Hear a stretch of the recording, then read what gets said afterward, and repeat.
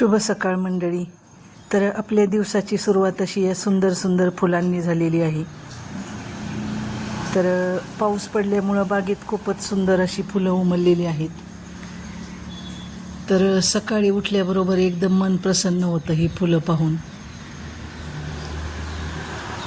आणि आज एकादशीचा उपवास सोडायचा आहे, पूजा करायची आहे. तर आता ही फुलं मी घेणार आहे तोडून. तर पहा किती सुंदर अशी फुलं आहेत. आणि आता उपवास सोडायला काय करायचं याचा मी विचार करत होते. तर आपल्या बागेत पहा अशा भाज्या आलेल्या आहेत.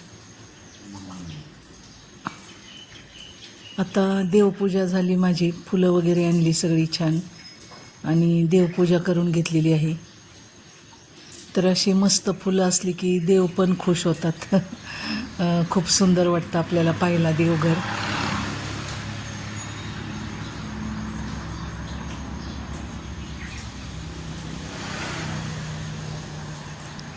आणि त्यानंतर मी बागेत गेले तर आपल्या ह्या आळूला खूप छान अशी पानं आलेली. देशी आळू आहे ही. तर ही अजिबात खाजत नाही आणि स्वच्छ पाण्यावरची आळू आहे. तर आळूची वडी करायचं ठरवलं. तर आता मी तुम्हाला आळूची वडीची रेसिपी दाखवते. तर आता इथली मी छान अशी मस्त हिरवीगार पानं तोडून घेतलेली आहेत. आणि आता आळू वडीसाठी काय काय लागतं तर हे लसूण भरपूर सोलून घेतला, हिरवी मिरची, जिरं आणि ओवा घेतला आहेत. आणि ही पानं आपली स्वच्छ अशी धुवून घेतलेली आहेत.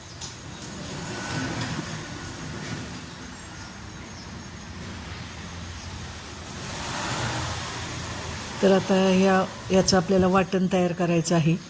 तर हिरवी मिरची, ओवा, लसूण आणि जिरं आणि थोडीशी कोथिंबीर. आता याचं छान वाटण बारीक करून घ्यायचं मिक्सरवर. तर आता हे वाटण बारीक केलेलं आहे. तर यात आता चवीनुसार मीठ, लाल तिखट. आता हिरवी मिरची आपण घातली त्यामुळे लाल तिखट जरा अंदाजेच घालायचं.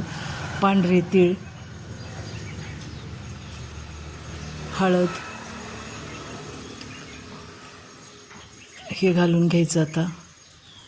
आणि हे छान आता मिक्स करून घ्यायचं आपल्याला. तर यात थोडं आता आधी त्या अगोदर आपण 2 चमचे तांदळाचं पीठ घातले. तर तांदळाच्या पिठामुळे वडी एकदम खुसखुशीत होते आणि लूज पडत नाही वडी. तर तांदळाचं पीठ 2 टेबलस्पून घेतले. आणि बेसन पीठ तुमच्या अंदाजे, तुम्हाला वड्या किती करायचे त्या अंदाजे तुम्ही बेसन पीठ घ्या.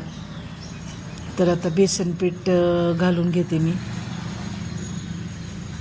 आणि आता हे पाणी घालून आपल्याला हे छान असं मिक्स करून घ्यायचं आहे. तर मिक्स करताना एक टीप लक्षात ठेवायची की हे पीठ आपलं जास्त पातळ पण झालं नाही पाहिजे आणि जास्त घट्ट पण नाही झालं पाहिजे.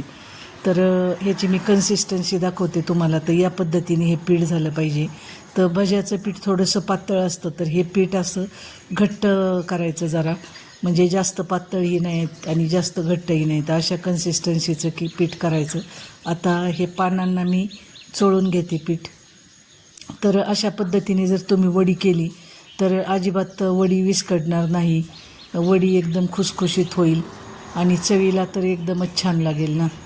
तर या पद्धतीने तुम्ही नक्की आळूवडी करून पहा. तर मी 5 ते 6 पानांचा रोल करणार आहे, त्यामुळं वडी अशी घसघशीत आणि छान दिसते. तर आता अशी 4 ते 5 पानं लावून घेतल्यानंतर फोल्ड कसा मारायचा ते बघते की ज्यामुळं तुमची वडी अजिबात विस्कटणार नाही किंवा चिरताना वगैरे त्याचे तुकडे पडणार नाहीत आणि तळताना पण अखंड वडी राहते अशीच. तर या पद्धतीने पीठ खूप महत्त्वाचं आहे. तर पिठाची कन्सिस्टन्सीवर वडीचं सगळं टेक्स्चर अवलंबून असतं. तर या पद्धतीने पीठ करायचं. आणि आता हे 5 ते 6 पानं ठेवून घ्यायची सगळी आणि छान असं पीठ लावायचं. जास्त जाड पण नाही, जास्त पातळ पण नाही, असा थर लावून सगळं पानं एकावर एक ठेवून असं थर लावून घेतला पोळपटावर.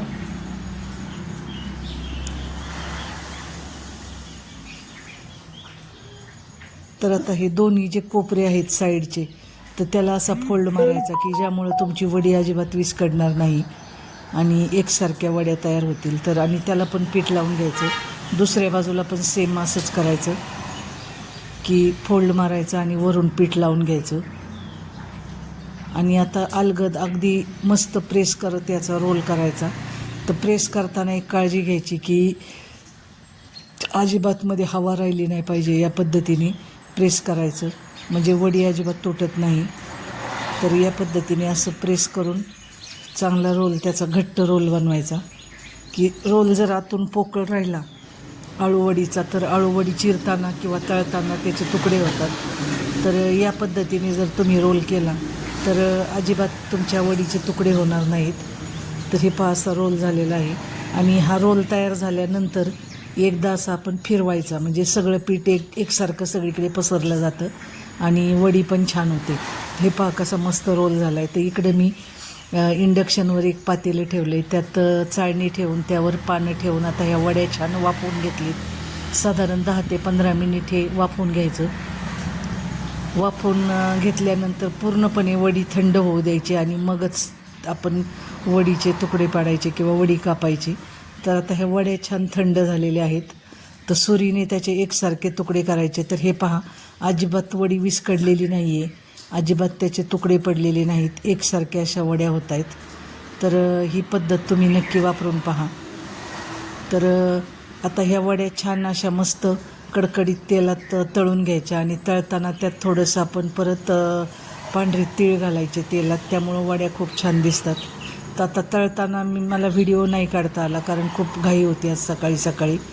तर मी तुम्हाला दाखवते की कसं आपण वडी झालेली आहे तयार. तर या पद्धतीने पहा एकसारखा अजिबात एकसुद्धा तुकडा वडीचा पडलेला नाही आहे आणि खूप छान अशा वड्या झालेल्या आहेत तयार. तर ह्या तळून घेतलेत वड्या आणि अशा प्रकारे आपली मस्त अशी अळूवडी तयार आहे. तर ही रेसिपी तुम्हाला कशी वाटली नक्की सांगा आणि आपल्या चॅनलला नक्की सबस्क्राईब करा. धन्यवाद.